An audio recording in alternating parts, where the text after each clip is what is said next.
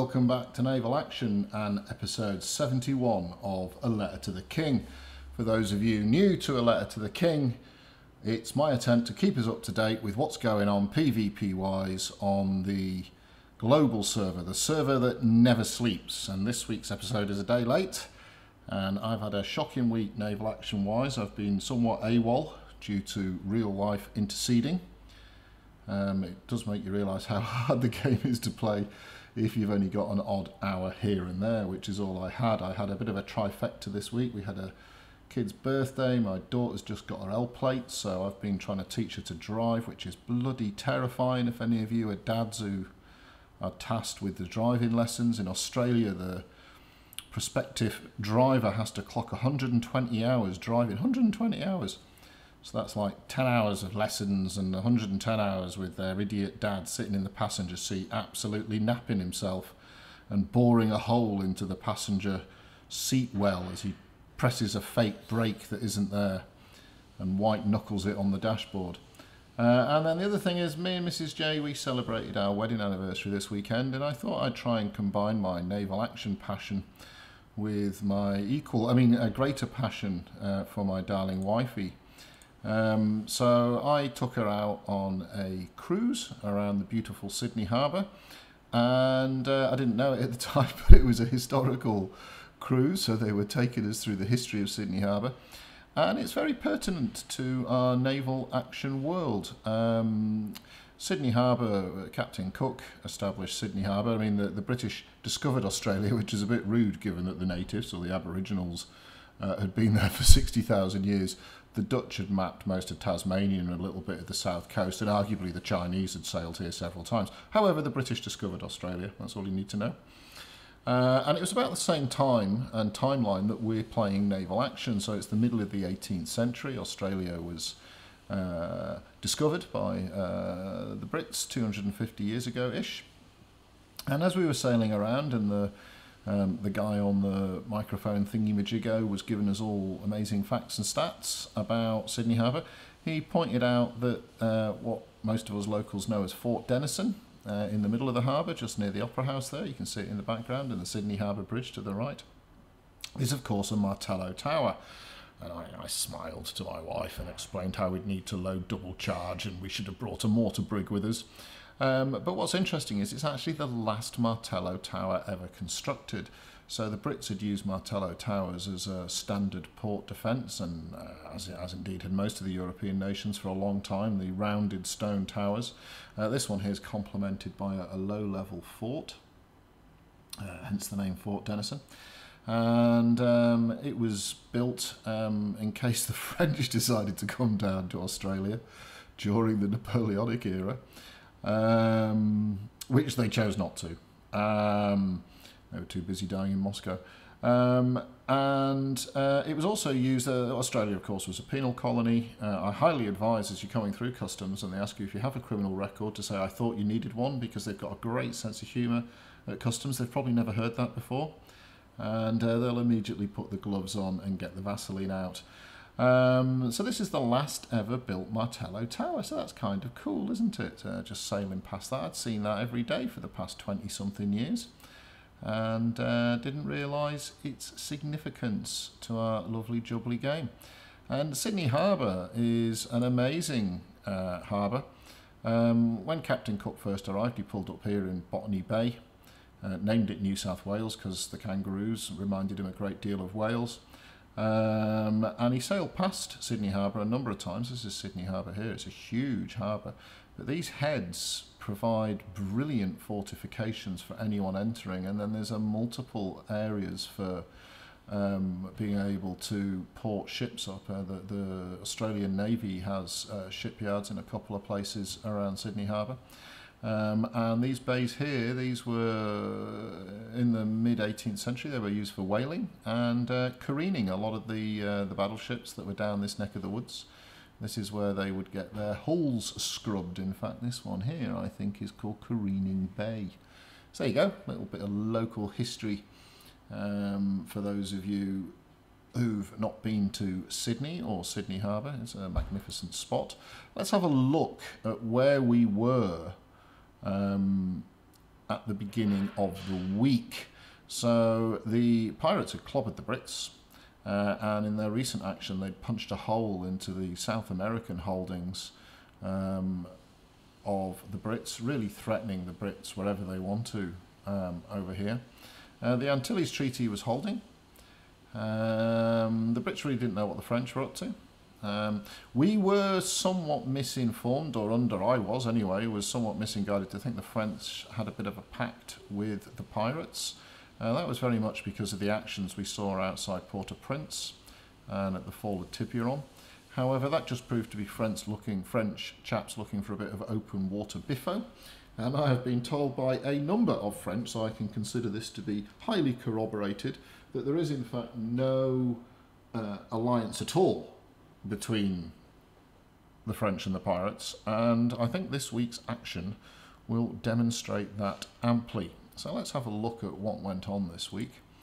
Oh, wait, there's Mrs. J. She's very, very happy that I took her out on a cruise. Thanks, Jay, she says. Right, let's have a little look at where we are politically. So I had the pirates and the French in an alliance. I've moderated that now to the new category of a really aggressive non-aggression pact. So they're not knocking over each other's ports, or are they? We'll have to see. That's next week's letter to the king, because the French have actually set a pirate port up for a capping. So this may well go red next week. This might be open warfare between the French and the pirates. That may have already been declared, and I'm just not caught up with it due to my real-life AWOL inexcusable absence from clocking the hours in this week. I think only about 4 or 5 hours on naval action. It's a disgrace. But let's have a look at what went on. Well, it has to be said that the Danes and the Swedes really didn't have an active week at all when it comes to any port flipping or whatever. And they've got a little bit quiet this week. The Dutch had a go at winding up a couple of French ports, but they never got that off the ground. The Americans found themselves attacked in the Bahamas by the pirates, and I picked this up as really the pirates just making sure they get onto the top of the leaderboard to pick up this week's victory mark. So I'm assuming that's why they grabbed this up, or they could have been wanting the Bermuda Cedar. It also means that they hold this. They really hold this whole quadrant of the map here. Pretty much is now pirate territory. So the pirates picked up Bermuda. That's a long sail. It's a lot of work capturing Bermuda. Probably less work now. You can hostility bomb to 100%, which is a bit shit in my opinion, but until they come up with a better system for grinding hostility. I sailed out with a bunch of mates trying to wind up Savannah Lamar at the start of the week before real life interceded.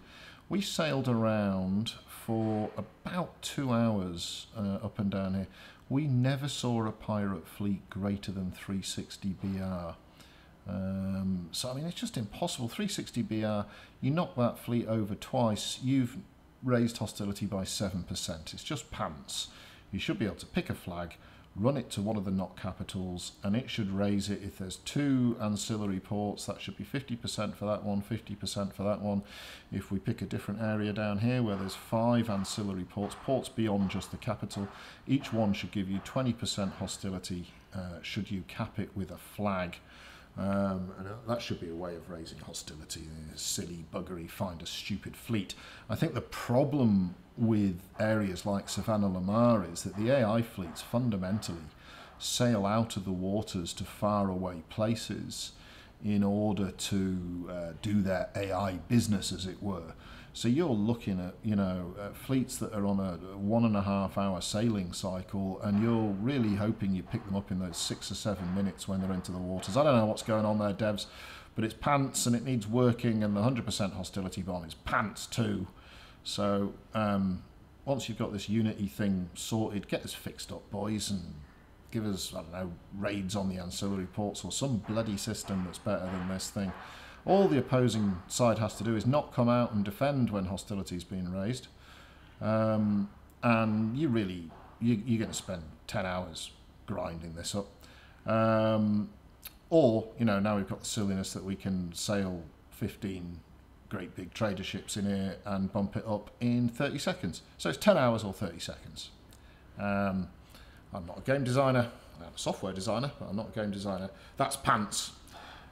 So the Brits had a go at raising hostility at Savannah Lamar a few times, but we'll come back to that. Later in the week, they managed to get hostility up. This was at the weekend in what I would call US prime time. I was pretty pleased with how many...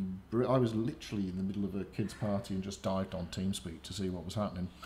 Tried to get involved, but unfortunately there was quite a few Brits on TeamSpeak. It was good to see a couple of clans have now migrated to the national chat, which is fantastic. I think all the British clans need to do that, including my own.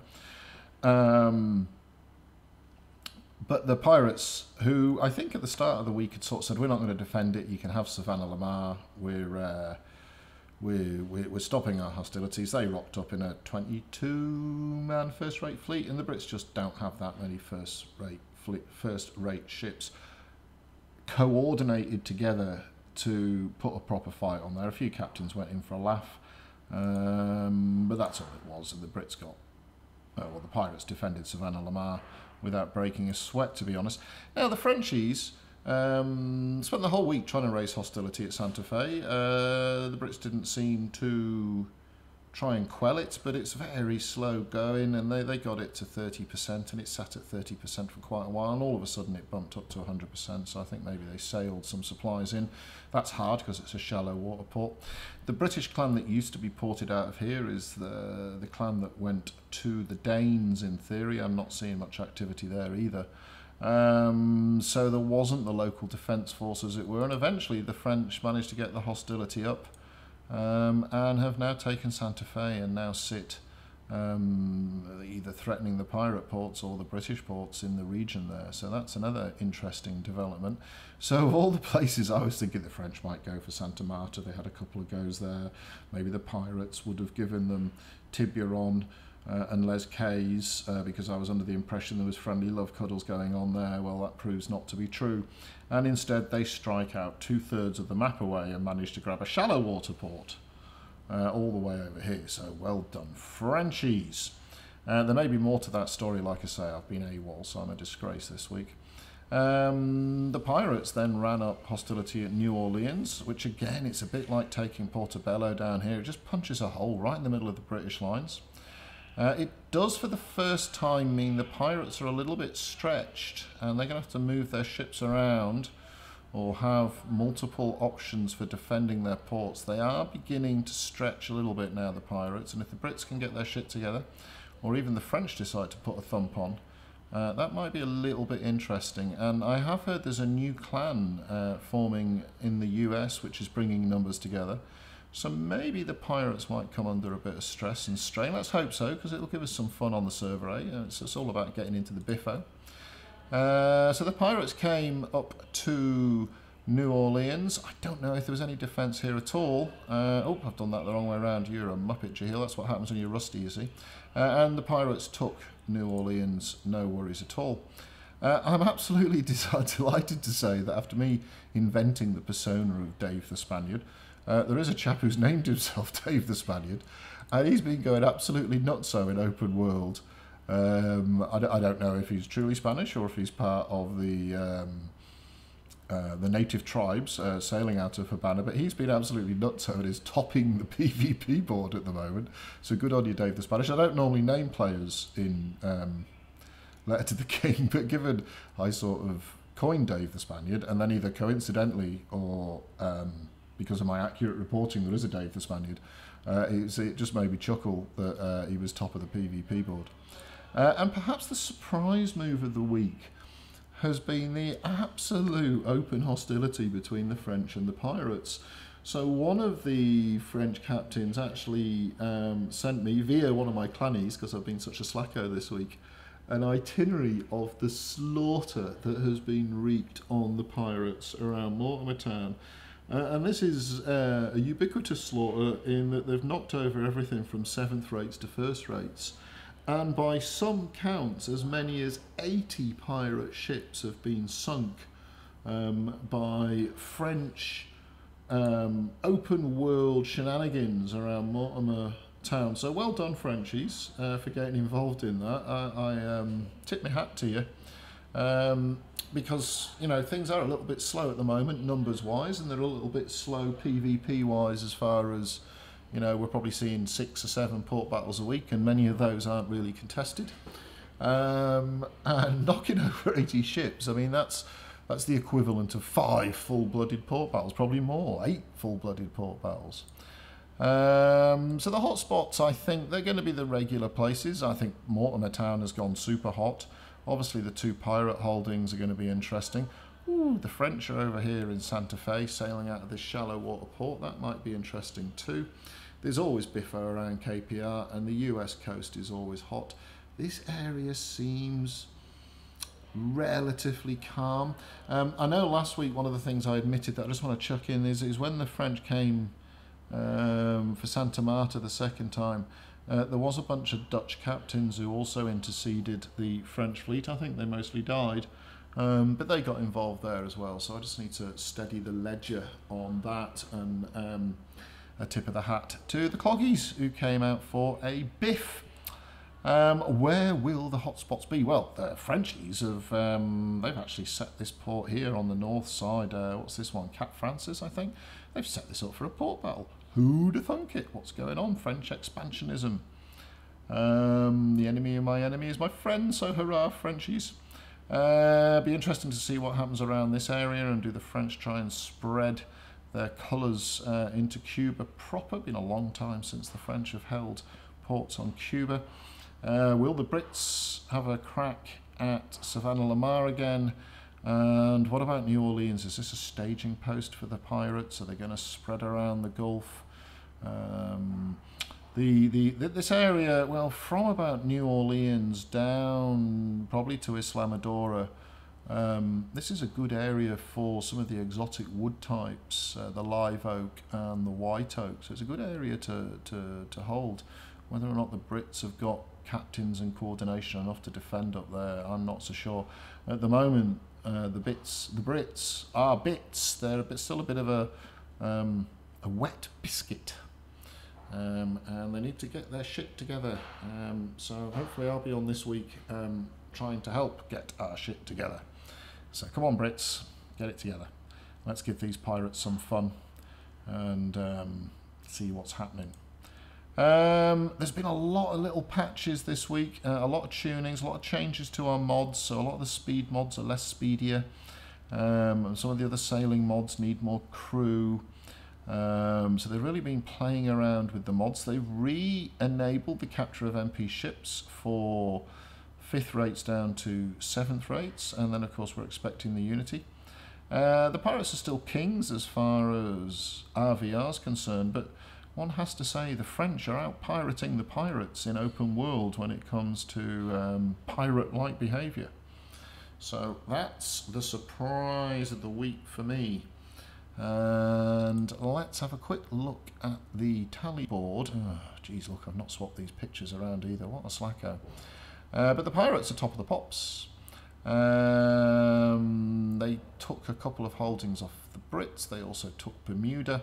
The French took some holdings off the Brits too, so the Americans should be down for. Duff this up. Jeez, Jeheil, hopeless.